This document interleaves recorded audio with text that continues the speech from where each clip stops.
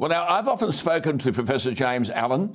He holds the oldest named chair at the University of Queensland, the Garrick Professor of Law. Before arriving in Australia, he spent many years teaching law at New Zealand's University of Otago.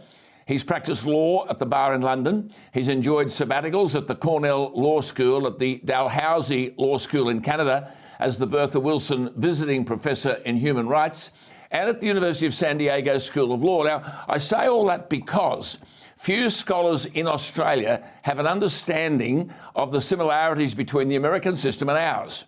Professor Allan writes splendidly for newspapers and weeklies, including The Australian, The Spectator Australia and Quadrant. Now, in the light of what we've seen here last week in relation to Scott Morrison, in what is undeniably an assault on the Westminster system of government, and then the pusillanimous endorsement by a Governor-General seemingly out of his depth, shift the focus to America, allegedly the leader of the world's democracies, headed by the cognitively impaired Joe Biden, only hanging on to his job because the Vice President is arguably worse. And you have to wonder where the free world is heading.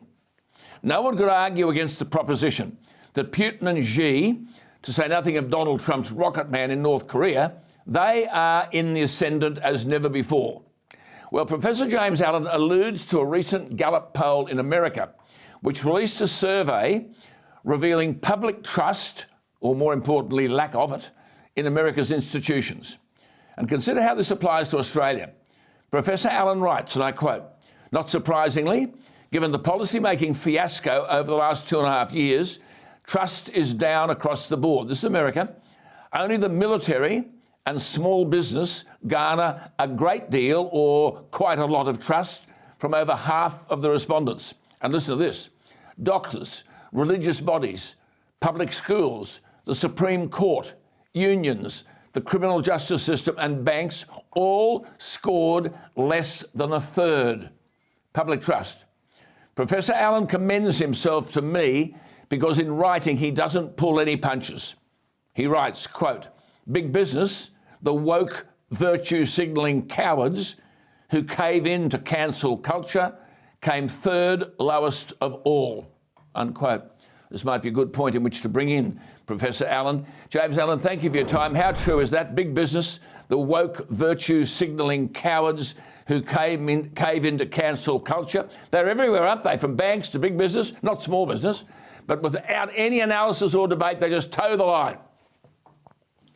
Yeah, I'm not really sure, and thank you for having me, by the way, but I'm not really sure when the HR department of big corporations seem to take over all the decision-making. It's incredible. But James, on renewable energy, demonising coal-fired power, in doing all of this, they pose threats to the shareholder value, when the shareholder, more often than not, is your battler in Struggle Street. I think that's right. Well, I think we have to divide it. There are some companies who are making a killing out of renewable energy, so we leave those ones aside where it's all self-interest. They do seem to be caught up in the zeitgeist of the matter. I am just surprised. It's just a bit like universities. You see the people who get to the top, who are effectively the managerial class, they don't seem to have the same set of interests as the owners, the shareholding class, or, you know, in universities, the people who work in the universities, or the students. And it's very hard to fix that. I think it's a real hard problem in corporate law to deal with the managerial class. They're effectively using other people's money to virtue signal. Yes.